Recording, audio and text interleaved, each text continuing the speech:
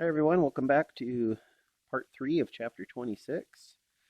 And this will be the last video for this chapter.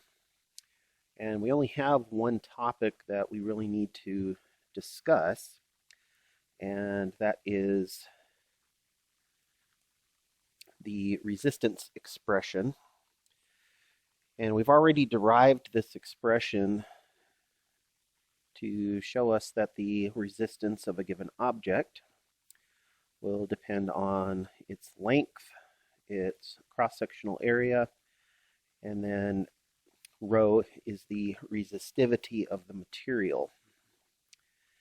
And if we leave it at that, if we hook up this conductor to a potential source, this conductor now has a resistance value that is equal to rho L over A.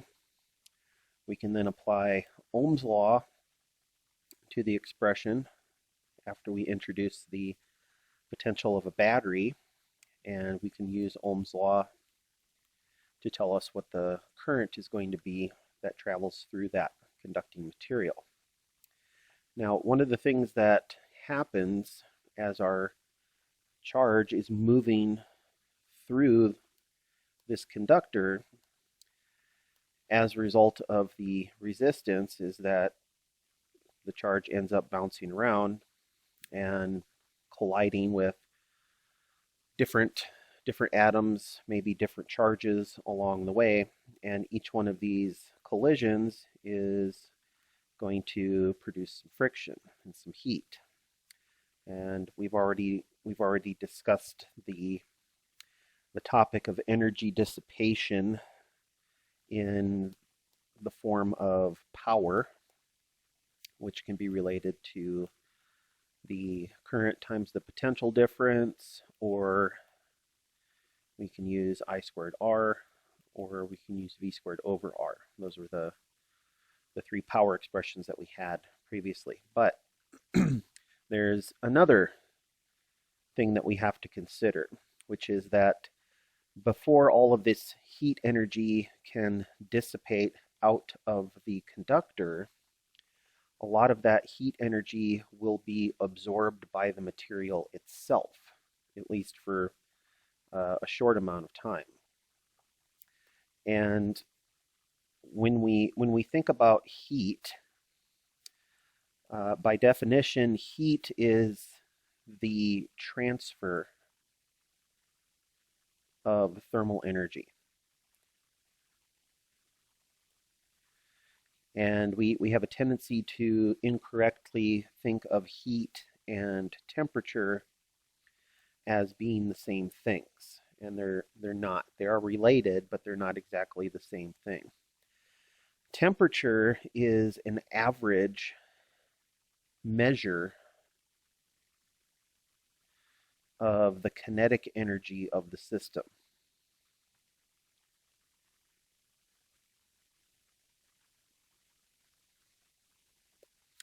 And so as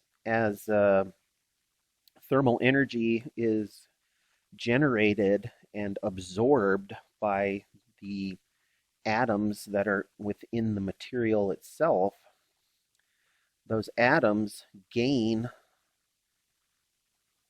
a certain amount of kinetic energy. So every one of these intersections here was where our material had an atom, and the grid work is essentially representing all the chemical bonds between those atoms. Well, now these atoms have absorbed that thermal energy.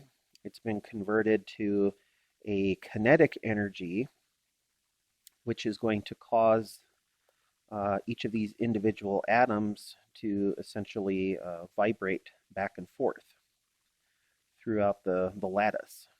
And so all of these atoms have a certain amount of vibrational energy, which can be measured as kinetic energy. But that kinetic energy means that all of these atoms are bouncing around. They won't sit still. And because all of these atoms are now bouncing around and moving around, it's going to make it even more difficult for any subsequent charges to get through this material without having some kind of interaction. And as those charges have more interaction with the atoms inside the material, there are more collisions and there's more heat that is generated. And so it's kind of a cyclic process here where the atoms come in, they generate heat. The heat causes the material to become more resistive, and as the material becomes more resistive, there is more heat that is generated by subsequent charges that enter the system. And this can't continue forever. One of two things has to happen. Either the rate at which the heat dissipates is able to equalize with the rate at which thermal energy is being produced inside the material, or the other option is that the material continues to generate more heat, more heat, more heat, until finally the temperature of the material gets to a point where the internal vibrations between the atoms causes these chemical bonds to break. And when that happens, you've essentially reached the melting point of that material. Now, we don't want to let our conducting materials get that far. We don't want to let them melt, but we do want to look at the math that goes behind the increase in temperature affecting an increase in resistance. And our resistance equation, rho L over A, well, we need to see which of these terms is going to be affected by the change in temperature. So we'll draw ourselves a wire. The other one, system's getting kind of messy there. But our wire has some internal structure, which is characterized by rho. We've got our length L, and we've got our cross-sectional area A.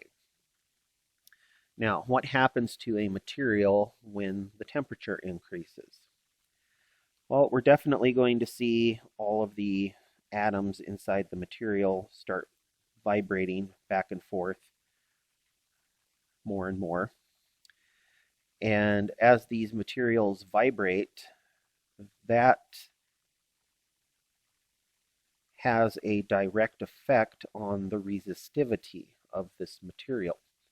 The material is essentially more excited, and that's going to make it more difficult for any charges to try and sneak through without having some kind of interaction with those vibrating molecules and atoms inside the material.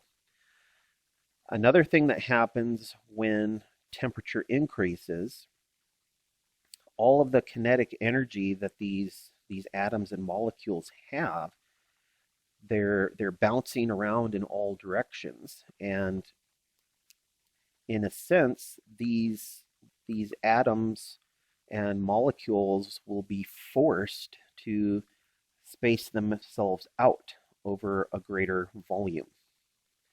And this is a direct result of the increased kinetic energy. The atoms and the molecules are pressing out, and this results in something called thermal expansion. That thermal expansion can have a direct effect on the length of the material and the cross-sectional area of the material. And if you've ever looked at any materials that are highly susceptible to temperature change, you'll know what I mean. And you can look up pictures of railway lines in areas where the temperature gets really hot, And those railway lines are really just very long rods of metal, and if they get too hot, they can buckle. And that's because they are literally increasing their length, and there's only so much room in between each one of those rails. And if the rails start expanding too much and there's no more room to expand, then the rail is going to buckle. And then you've got a problem, because you either have to go and replace that rail, or you're going to have to clean up a derailment from a train accident somewhere.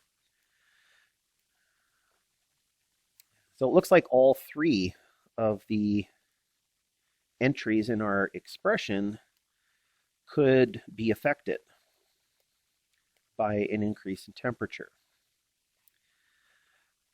So we're going to take a look at a couple of different things. We're going to start our focus on the resistivity, and we're going to take a material. It can be any material, really. If we need to give it a name, we could say it's copper. But let's conduct an experiment where we measure the resistivity of the material with respect to a changing temperature. And we'll start with, let's say, room temperature. Depending on the book that you're looking at, room temperature could be 20 Celsius, could be 25. I honestly can't remember what our book uses, but I'll say 20 Celsius is room temperature. And if we measure the resistivity of our material, we'll say it shows up right about here on the chart.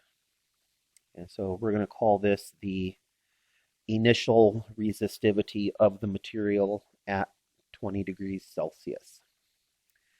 Then we'll increase the temperature of the material to 75 degrees Celsius. And when we do that, the resistivity of the material is measured to be up here. So we'll call that the final resistivity. We now have a temperature change, delta T, and we have a change in the resistivity, delta rho. If we graph the two lines, what we'll find is, I'm actually going to redraw that because I didn't quite get it the way I wanted to.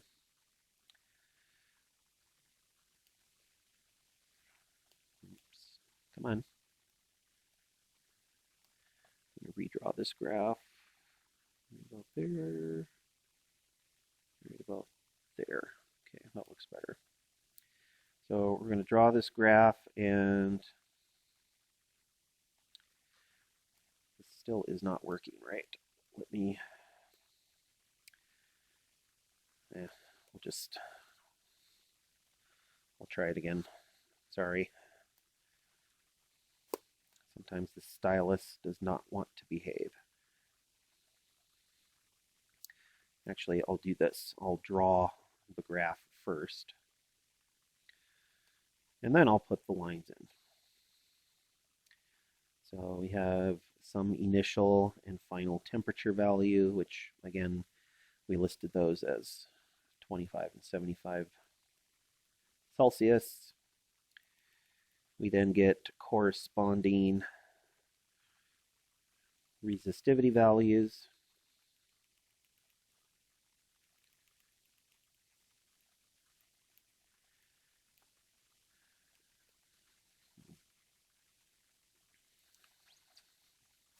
So we have our delta T and our delta rho.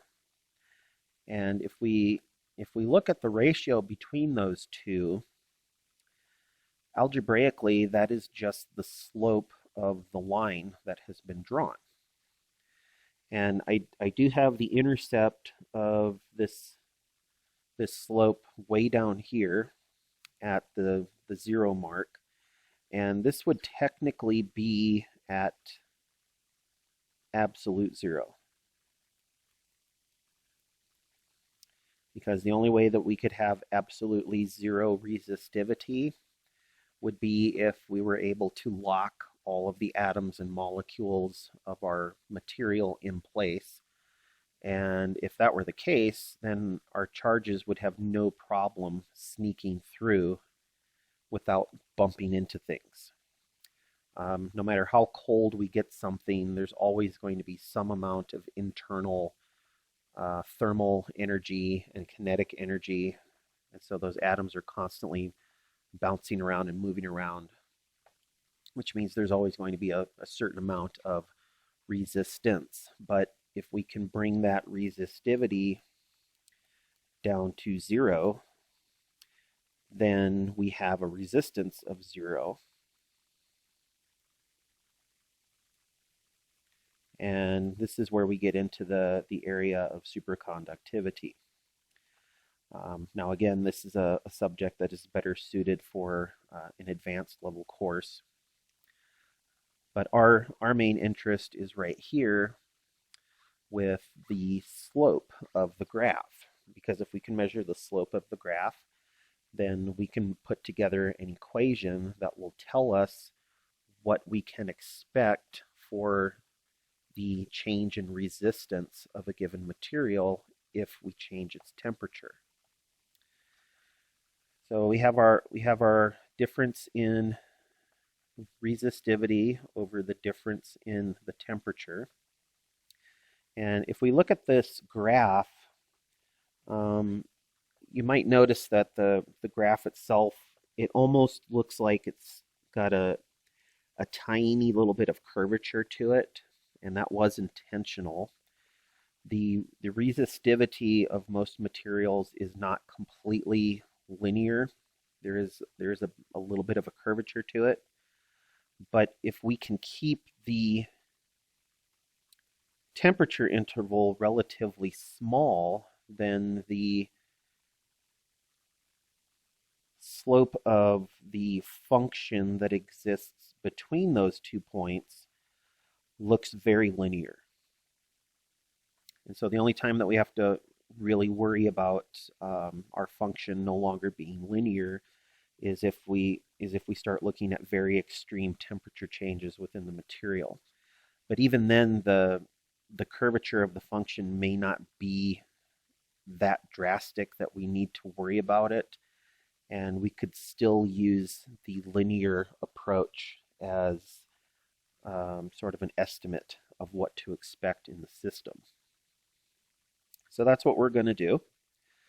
We have our slope, and what this tells us is that for the vertical axes, which would be y,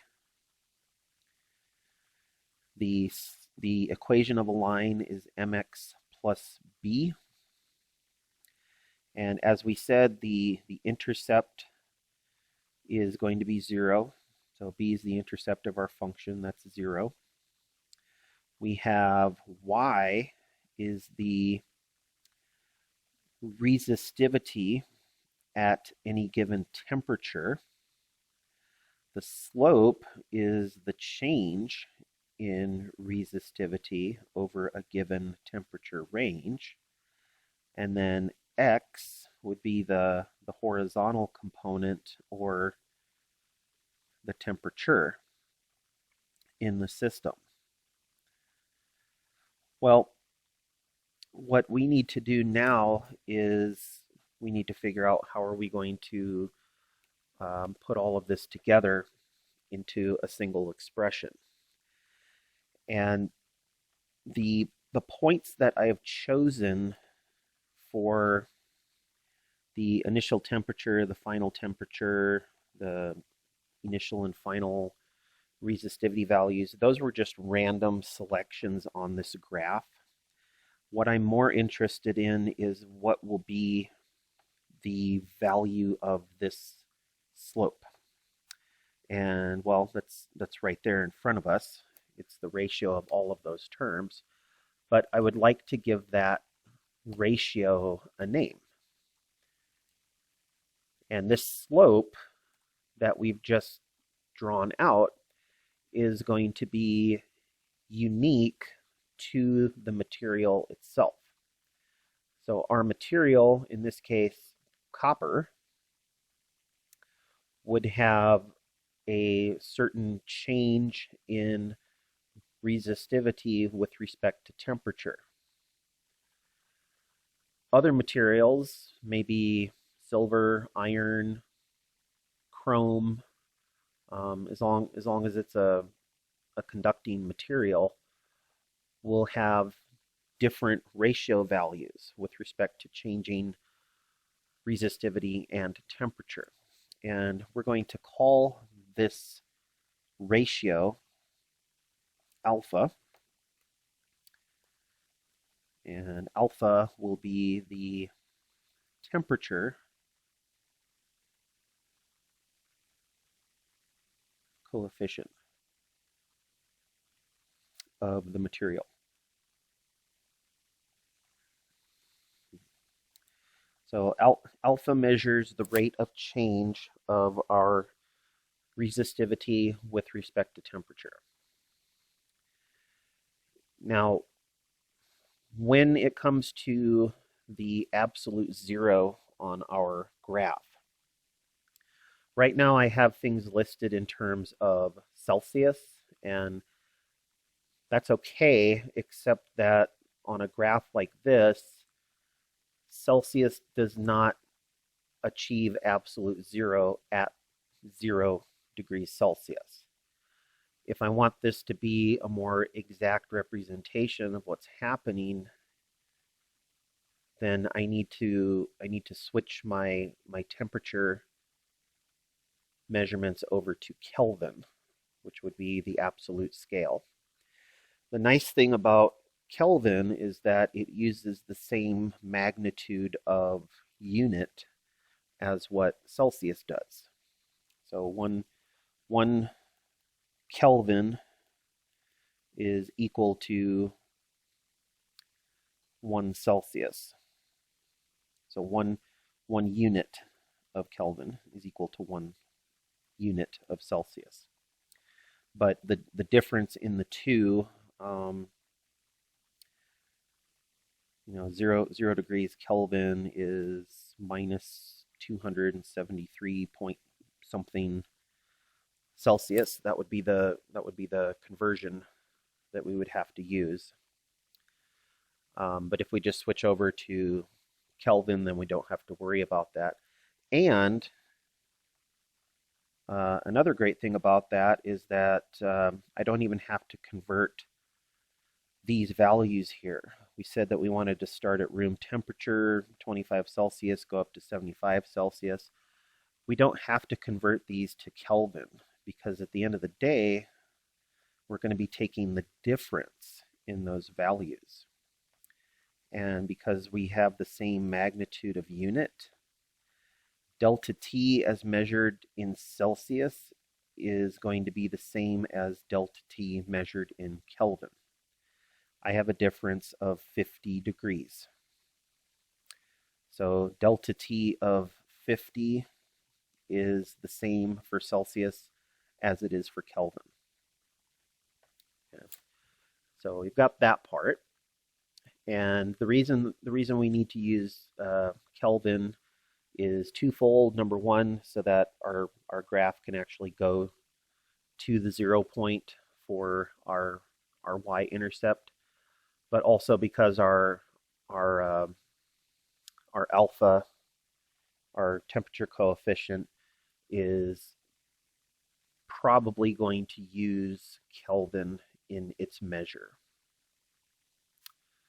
All right, now I want to check my notes here real quick just to make sure I've got everything correct.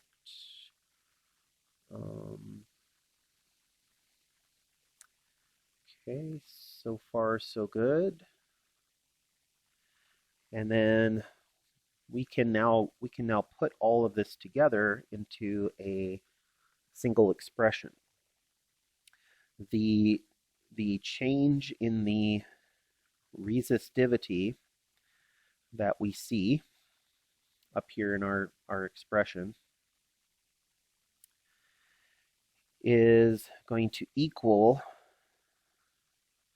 alpha times the change in our temperature. And actually, need to get rid of the subscript of F there, because what we're going to do is we're going to use the initial values as some starting point, and then these final values, they can be anything that we want.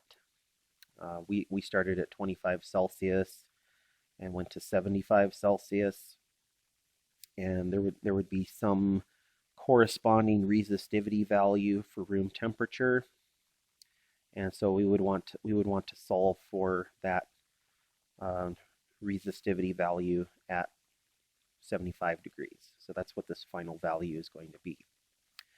Well, if we're going to solve for that final resistivity value, we might as well add the initial resistivity over to the other side of the equation.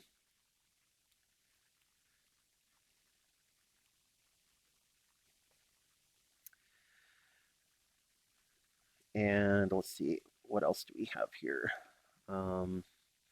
There's one slight addition that we need to make, and that is that this temperature difference doesn't necessarily equal the same temperature difference that was used to measure alpha. So I don't have to necessarily go from 25 to 75 degrees. I should be able to go between any two temperature values that I want. But alpha is going to be a fixed measure between 2 points on the graph. And so I need to know how alpha and those temperature differences are going to affect the change in resistivity from the initial point to some change from the initial point. And so we actually have to incorporate the initial resistivity again in the expression. And we'll see why this is in a moment, because if I have a temperature change of 0, then what should I expect to get for a change in resistivity? Well, if temperature change is 0, this whole term is 0, I get 0. But if the temperature change is not 0, then I need to be able to start from rho naught and then either increase or decrease the value of rho naught based on the change in temperature and slope relationship. Long story short, the final equation that we're going to get for this, if we factor out rho, is rho parenthesis 1 plus alpha delta t. And so this tells us how our resistivity will change with respect to a change in temperature. For delta t can either be a positive or a negative, because we can increase temperature, we can decrease temperature. If we have a negative delta t, that means that the temperature is dropping and things are getting colder.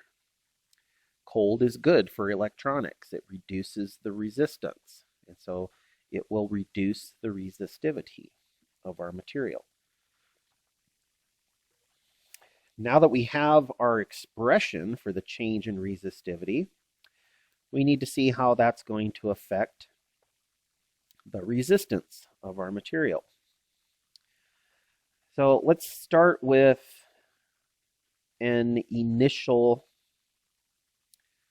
resistivity, an initial length, and an initial cross-sectional area. And that'll mean that we have an initial resistance value. Then we increase the temperature. As we increase the temperature, the final resistivity, along with the final length and the final cross-sectional area, because again, we talked about thermal expansion and these dimensions could end up changing, that will result in a final resistance value. Well, let's see what we have for our resistance in terms of our resistivity and our lengths, and then let's move some things around. Let's get the initial resistivity in terms of resistance and dimension. And this means that we have R naught, A naught over L naught. And final resistivity would be R final, A final, L final. The reason I want to do this is so that I can bring these terms into the changing temperature expression that we just came up with. Our final resistivity will be based on this expression, the initial resistivity based on that expression. All right, so let's put everything together. We have R final, A final, L final equals R initial, A initial, L initial, 1 plus alpha delta T. To find the final resistance of our object after it's been heated, I will need to move the A final, L final terms over to the other side. That will be done by dividing through. So we would have R initial, A initial, L initial times L final, A final. That's what's going to happen when we divide through. It's going to flip over. And we now have an expression for the final resistance of our material after it's been heated. And everything here depends on, for starters, the temperature coefficient of the material, but also any changes in the ratio of the length and cross-sectional area of the material. In other words, the thermal expansion. What we're going to do to make our lives easier, once again, we're gonna ask that maybe that temperature difference remain relatively reasonable, so that we don't get a whole lot of thermal expansion. But that's not realistic. There are times where you're going to get things get really, really hot. But let's consider that thermal expansion. Let's go up. Well, I guess we can just draw another wire down here. Let's consider that thermal expansion.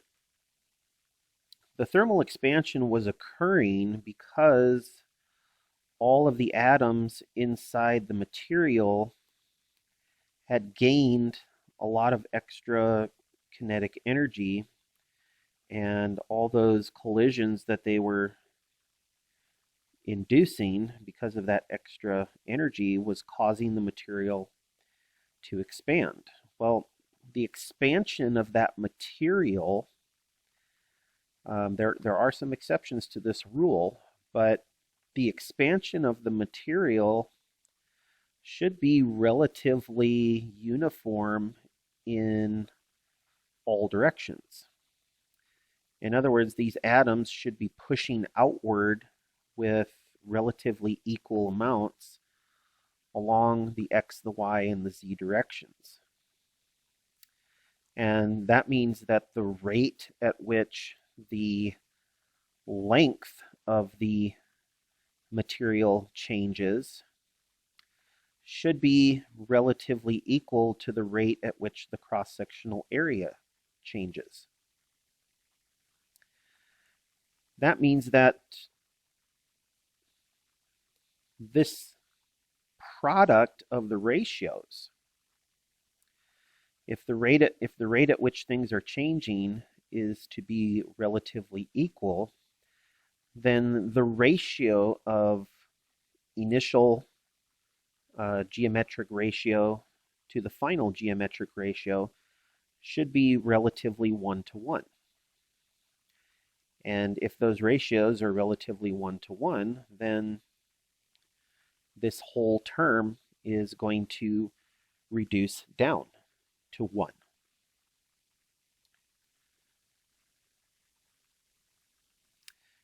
Now, again, there are some materials out there that won't behave this way. There are some materials, certain composite materials, crystal structures that may expand more along one direction than another. Typically, if this happens, or if the expansion happens too fast, that's when you start to see breaks in the material or cracks, and that just comes from what we call thermal shock. The material expands too fast in one direction and then it breaks. But if the material breaks, then we no longer have the original construct that we're trying to figure out. But we have a pretty basic definition of how the resistance of the object is going to change now.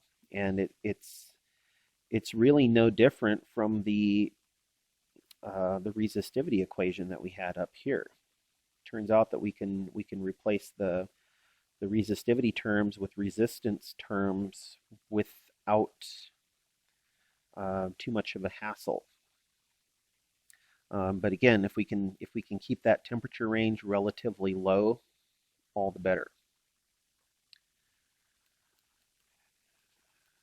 So that brings us to the end of this video. We see how our resistivity is going to change, and in turn how our resistance will change.